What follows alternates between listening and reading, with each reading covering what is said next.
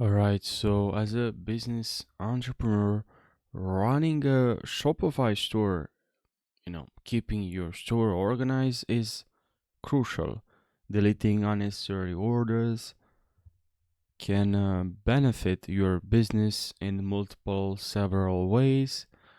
And when you have a cluttered order list can make it very difficult for very it difficult to find the information it quickly. So deleting test orders, import duplicates, or unfulfilled manual payment order keeps your list clean and manageable. You have a store, you need to manage to organize yourself. It's very important. And by removing past or not irrelevant orders, you can focus on managing your current custom managing your customer orders more efficiently. And this allows you to prioritize tasks like order fulfillment, you know, customer satisfaction. So now we're gonna have to go to orders. From here, we can check all our orders, and we also here we can select the plan. You need to select the plan, so that's why I have to select the plan because I'm on the free plan. And more actions here, I can click on here, add analytic bar, and you have other options related to orders here. You also can click on drafts. You can create a draft order.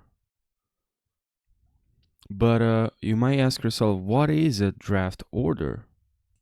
Now here, think of this in this way. You have your Shopify store like a restaurant. When a customer places an order online and pays, that's like someone walking in, ordering food and paying at a register. Shopify will actually automatically creates a regular order for that purchase. But what if someone calls you to order over the phone or you have a special situation? That's where draft orders come in. Think of them like taking a customer order over the phone and writing it down before they pay. You can add items, prices, calculate taxes, and even send them in an invoice for approval. Once they okay and pay, you can turn the draft order into a regular order. So it's like a complete online purchase. And as you can see here, we have add. We see here product. We can search for product. We can browse. We can add customer item. We can see here the total, subtotal, discount, tax, customer, and notes, and also market, our market. And I think it's that's what you should paying attention to, because we know those extra notes are like when you scribble on your notepad to keep track of your customer details, marketing stuff. So it's good that we have notes here as well. Can add here some notes. Add notes. Here you can scribble something about your customer, such as marketing stuff. And here you have a note, search for customer, create a new customer. You can create a new customer, first name, last name, language, email. Customer accepts email marketing. Customer is a tax exempt. Country, region, company, address, apartment, suite, zip code, state, zip code, and phone. And you can save customer, which is really, really nice. You can also add some tags. So you can also see frequently used text, which I guess you already have frequently used tags, because tags can really help to be more organized.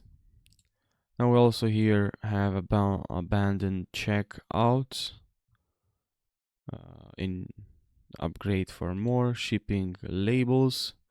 Create a shipping label, which basically means it's like such as printing maybe a trackable address sticker for your package in seconds. That's what creating a shipping label might be like, you know. We can create a shipping label, select the plan because I have this trial. Here you can see products and orders.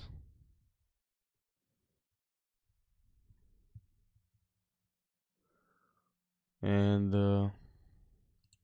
can check for discounts, create discount, marketing, analytics, finances, content, files. And in this video, I'm going to show you how you can actually do a place how to place a test order on Shopify. So what you have to do to place a test order